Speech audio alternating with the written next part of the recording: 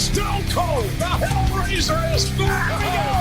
Evolution of the Shield! John Cena versus the Showstopper! Hulk Hogan and The Rock in the same ring! You will never take my place at the head of the table! Undertaker! On the Hell's Gate submission! Oh my God! What? My God, Michaels! Just kick Cena's head off! The Monday Night Wars have come to WrestleMania! It'll be The Rock! It'll be Austin one-on-one! Third and final, The Undertaker! Do you believe in miracles? The streak is over! Hey, what's going on, guys, and welcome back to WWE Retro on the WWE podcast on this Friday, September 23rd, as right into fall. I don't know where you guys are in North America or in the States, Europe, Canada, whatever. It has been so cold here in Montreal as it went from summer straight to like November weather. We missed that entire like middle period where it was, let's say, in the low 20s if you're judging by Celsius, and I'm not even gonna pretend to transfer that into Fahrenheit. But we're not here to talk about the weather. We are here to go back in time, and this time it is for the first ever run and the only ever run of Kevin Owens as Universal Champion. And I think that this is fairly appropriate because of what we've seen go on in WWE over the last several months since Triple H has taken over creative. And kind of the rebirth of Kevin Owens. And even as symbolic of him changing his Titantron from just the KO graphic to his old video package from back when he was in NXT, it truly does feel like a completely different version of Kevin Owens that we've been accustomed to over the last number of years. And he's back as a babyface now. And I still do think that maybe in a perfect world, Kevin Owens is a better heel because of what he did in the early days on the main roster and what he did in NXT. And we're going to get to that, obviously, as we're going to go back to 2016 here. But him as a babyface works because he kind of plays that anti-hero. He kind of plays the underdog role because he doesn't look like he was chiseled out of stone, and he's kind of unorthodox in a lot of ways.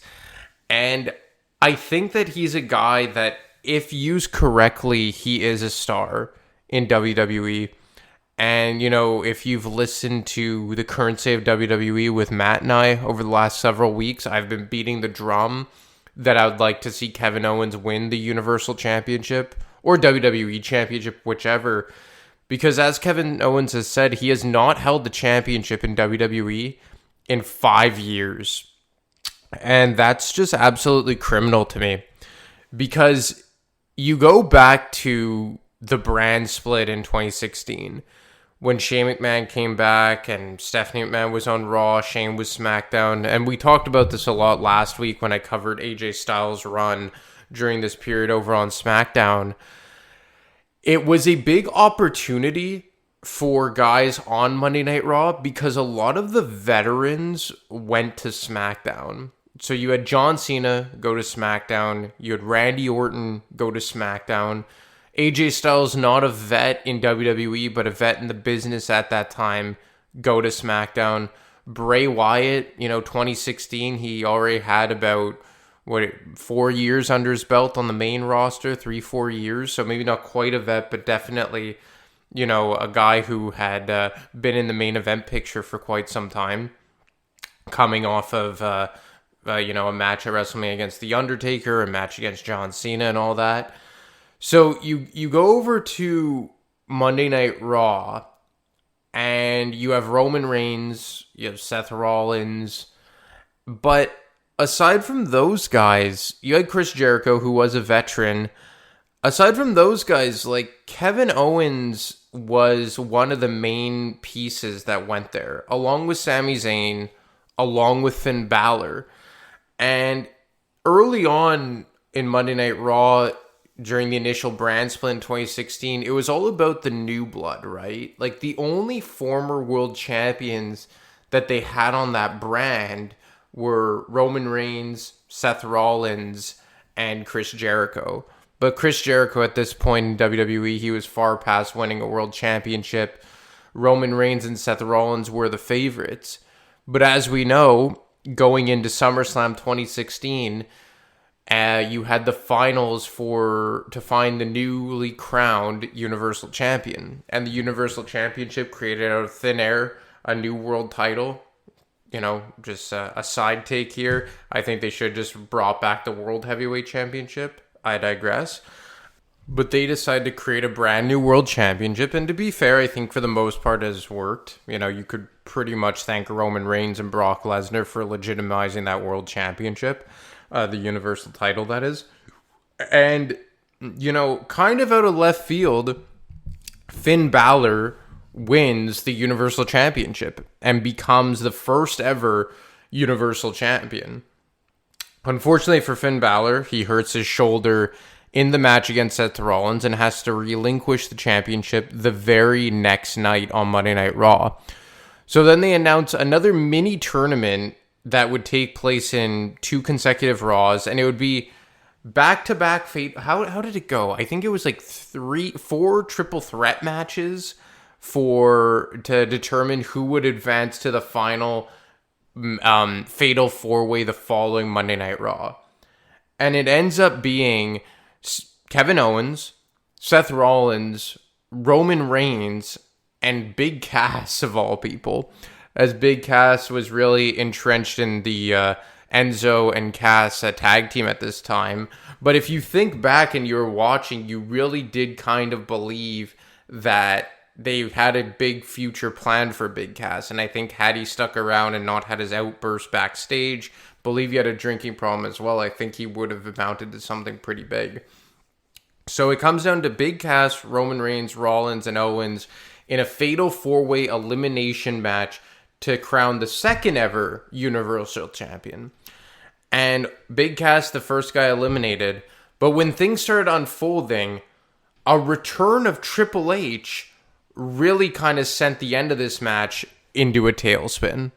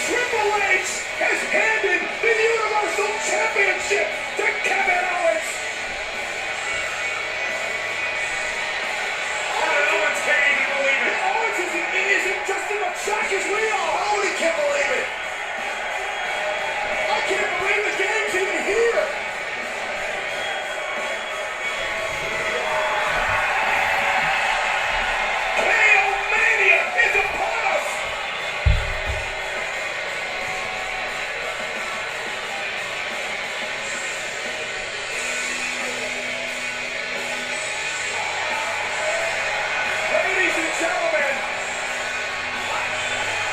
in 20 years, In 20 years, I have never witnessed anything like tonight. This may be the most shocking moment in Monday Night Raw history. It's surreal. You see Triple H come out here and essentially hand the championship to Kevin Owens. Stephanie was in shock. Mick Foley is livid. It looked as though Mick Foley had absolutely no idea what was happening just now. And nobody can do anything about it because there's no disqualification. Well, this was one of the more, I don't want to say historic, but one of the better endings to Monday Night Raw in a long time, because it set up so much and it changed the direction of the brand and the entire company in a lot of ways in such a swift fashion. Because you have Triple H come back, who hadn't been seen since WrestleMania, attacks Roman Reigns, which is fitting because the last time we had seen him, Roman Reigns had defeated him for the WWE Championship, and then allows Seth Rollins to eliminate Roman Reigns. And Seth Rollins, who had been the handpicked guy of the Authority back in 2014, seemingly has the path cleared for him, and then Triple H hits him with the pedigree and literally and figuratively hands the championship to Kevin Owens. And then even at the end where he has this stare down with Mick Foley as he's leaving, and we know the storied rivalry between Mick Foley and Triple H dating all the way back to 1999 and 2000. And it was just a really, really cool way to kick off this era for Monday Night Raw. And I think that because of how good this turned out, a lot of people forgot about Finn Balor winning the Universal Championship very quickly. Because, Finn Balor has yet to hold a world title on the main roster since then. He was Universal Champion, the first ever Universal Champion for a day, and has never really got close to it. He had the match against Roman Reigns at Extreme Rules last year. He had the match against Brock Lesnar in, was it 2019, I believe, at the Royal Rumble. But, he's never really felt that he was legitimately on that path. But I think that we forget what could have been because of just how damn good this storyline kind of got off to right off the bat. So Kevin Owens becomes the Universal Champion, and he right away gets involved with Chris Jericho and the best friends gimmick. And that's when Chris Jericho, this was Jericho, for all intents and purposes, his final run with WWE. And I thought it was great. And Jericho continues to do this in AEW, that he finds ways to reinvent himself. And the whole thing with the list, riding shotgun with Kevin Owens through all of this, was absolutely brilliant in my opinion. And each and every night on Monday Night Raw, you would really just get a bit of comedy gold, and that's hard to do in wrestling. And, we critique it a lot about how when comedy in wrestling is bad, it's really bad. But Kevin Owens and Chris Jericho really had something special at this time. See, that also explains James Ellsworth why he looks like a worm. Because he's wearing a costume. It's a worm costume that he's wearing. It's actually not a real person. He doesn't really look like that. He's wearing a mascot costume. And you know what I think of him? I think I'm going to beat him right in his stupid face if he sticks his nose in our business. Yeah, because he can't stick his chin. No, nothing. Why? That's right. Say why. Because he doesn't have a chin. That is a terrible thing to say. Horrible, you bully. Be a star, Phil. It's because the expression is, don't stick your nose in my business, not don't stick your chin in my business. Come on, man. Yeah. We're really exposing him as a terrible person. Terrible. A pervert with the passcode. Doesn't know anything about Rush. And now a bully because he's making fun of poor James Ellsworth. He's very prejudiced against certain colors, like red. Yeah. Because you're wearing blue. Hey, you're on SmackDown. You know what? I have questions for you. Why did you leave Raw? I had an opportunity on SmackDown. What was the opportunity? To be the fourth man on a commentary team that already has one too many people on it? I got an invitation and I accepted. Oh, nice. You know what you're not going to get an invitation to? The party that Kevin and I are throwing tonight after Team Raw wins. You know all right? So take that invitation. Yeah. It's called the No Tom Party. Right. No Tom. Of course, your name's Phil, so you can come, but we're not going to let you. Yeah, and no Phil's either. No Tom. Wait, so you do know my name? It's Phil. You just said Tom. Don't you listen? Thomas French. Tom party. Thomas Of French. course your name's still. Yeah, Thomas French for dumb moron. Another question here. Allowed. Another question here. You're Tom. Do you think you and Jericho will be the sole survivors I tonight? don't care for the sole survivors as long as we survive it, which we will. Yeah. So that's just a little kind of tidbit of what their dynamic was, and this was on the night of Survivor Series of Team Raw versus Team SmackDown.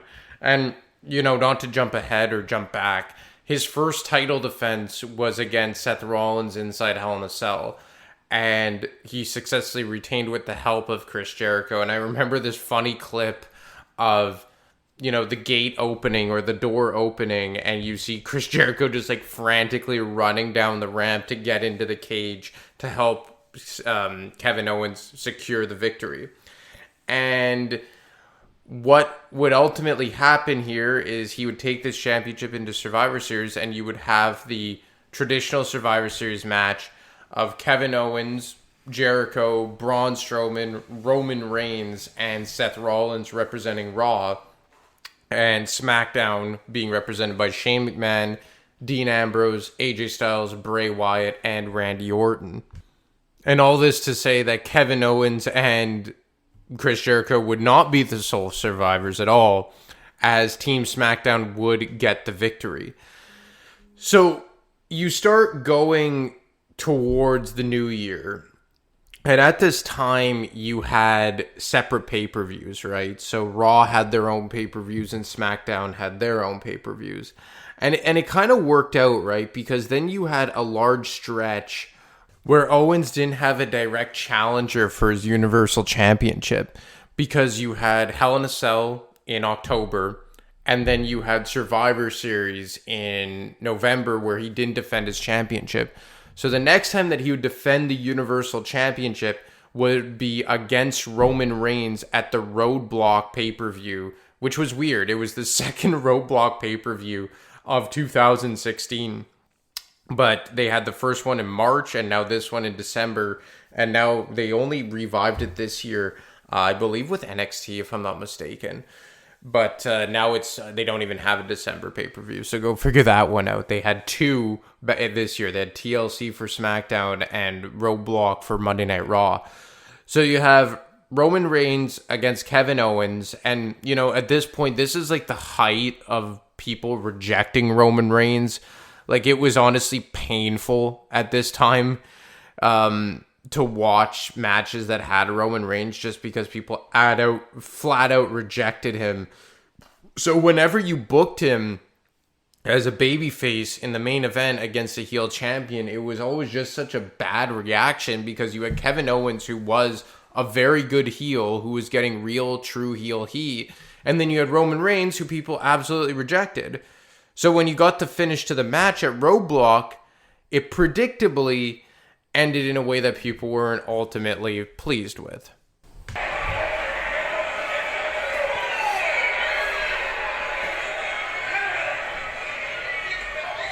Kevin Owens, Reigns is stood out there on the German announce table. Kevin Owens going up on the barricade. Oh, the splash right to Reigns. And the table went nowhere. What impact! He's going for it again. Kevin Owens going for it again. You gotta be kidding me, he's gonna crush him! Those ribs are gotta be broken, Corey. I completely agree. All night. Kevin Owens looking to maim Roman Reigns, driving him through the table with two brutal frog splashes. That may just be the fatal blow for Roman Reigns. This is all for Kevin Owens to prove to the doubters, to the critics in the WWE Universe, that Kevin Owens is WWE Universal Champion for a reason. Unlike earlier on, Owens is at 6. Owens looks set to finish at 7. By count out, if Roman doesn't and now. We're at an 8 count. We're at an 8 count. Roman Reigns barely beats the count to the ring. And Owens right there, back on the attack up top. Splash! Cover to retain the title. Reigns kicks out.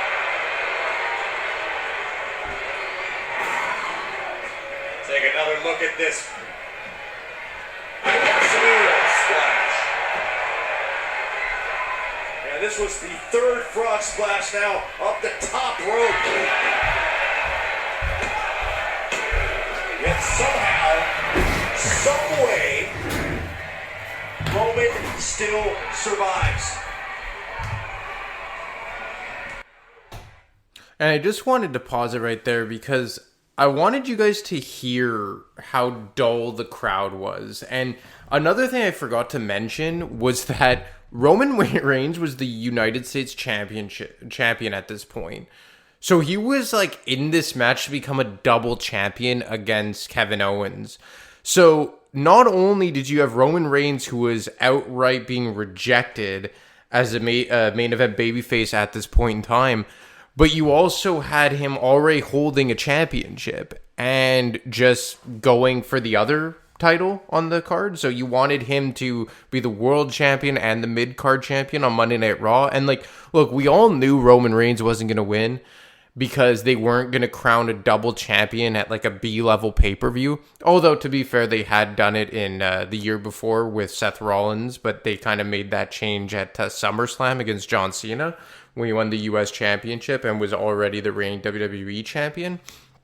But you kind of just had to pick between a babyface that no one cared about and a really good heel. And that's why you just heard in the crowd here that no one was really interested, and it kind of only got worse or stayed flat as the match went on.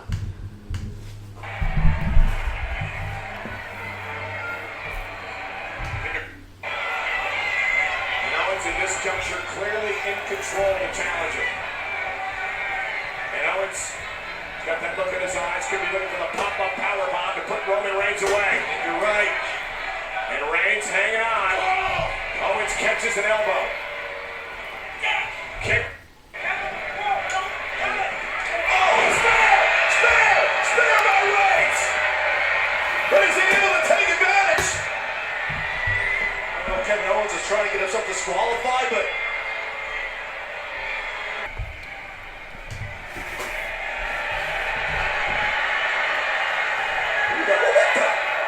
Chris Jericho. Get out of there! Jericho's made a habit of interfering in these Universal Championship matches lately. Yeah, what the? He's not gonna.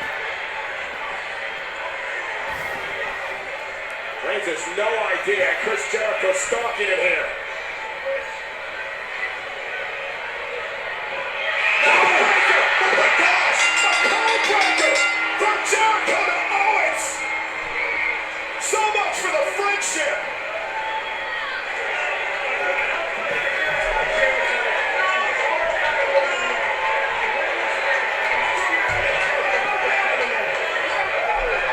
Ladies and gentlemen, due to Chris Jericho's interference in this match, Roman Reigns has been disqualified. Therefore, your winner and still the WWE Universal Champion, Kevin Owens! I'm not quite sure that was the result Chris Jericho wanted when he attacked his former one-time best friend Kevin Owens, but I guess some indication for Jericho tonight after what happened in the Rollins match earlier on.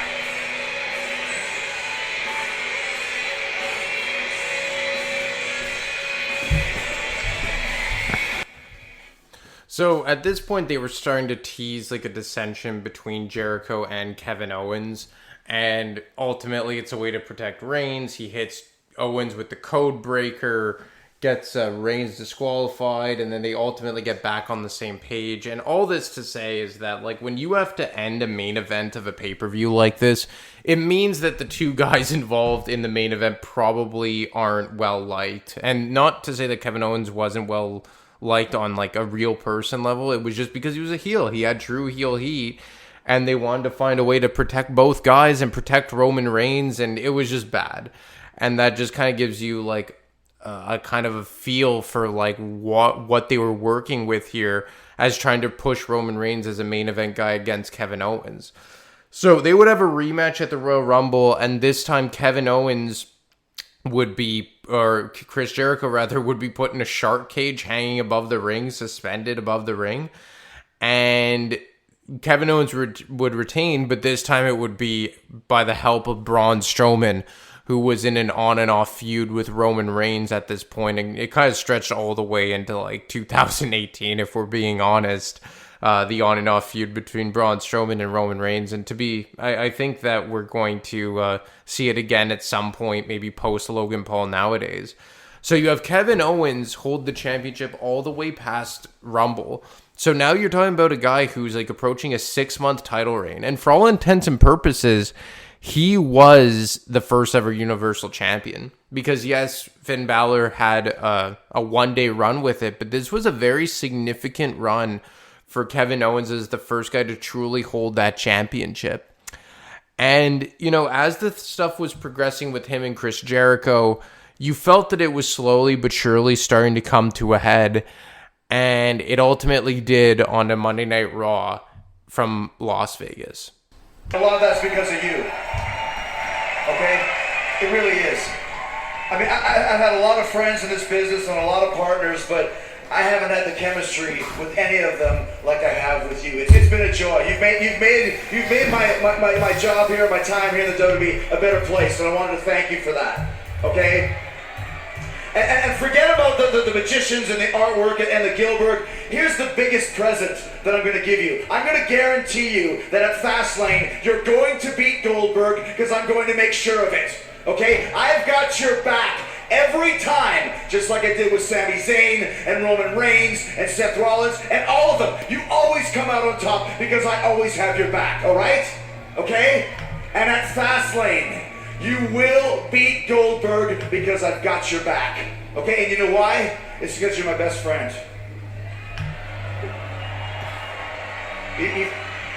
Even more so, you're my brother. You're my brother, okay? And I love you, man. Honestly, I really do.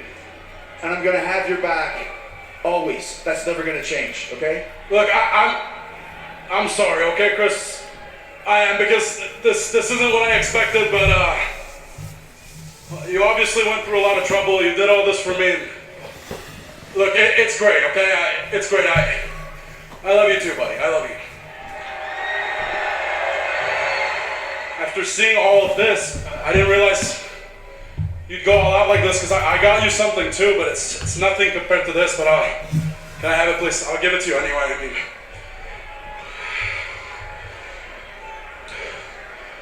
like I said, it's really not much, especially not compared to this, but it comes from the heart, man.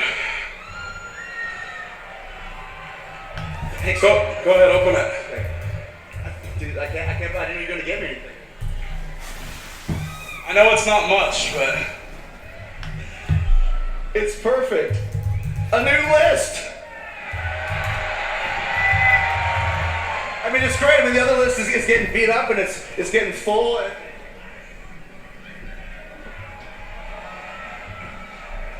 How come my name's on this?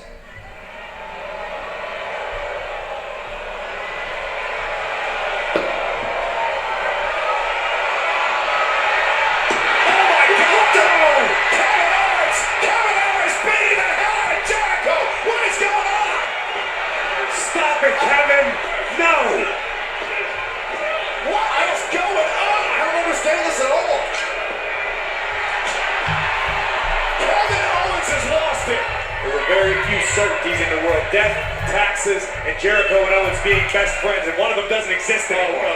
No, not this, come on! No, wait, no. No matter what Jericho's done, he hasn't deserved that! A power bomb into the apron! Why? So Kevin Owens turns on Chris Jericho, destroys him. And this was kind of like the first time we had seen the NXT version of Kevin Owens in quite some time.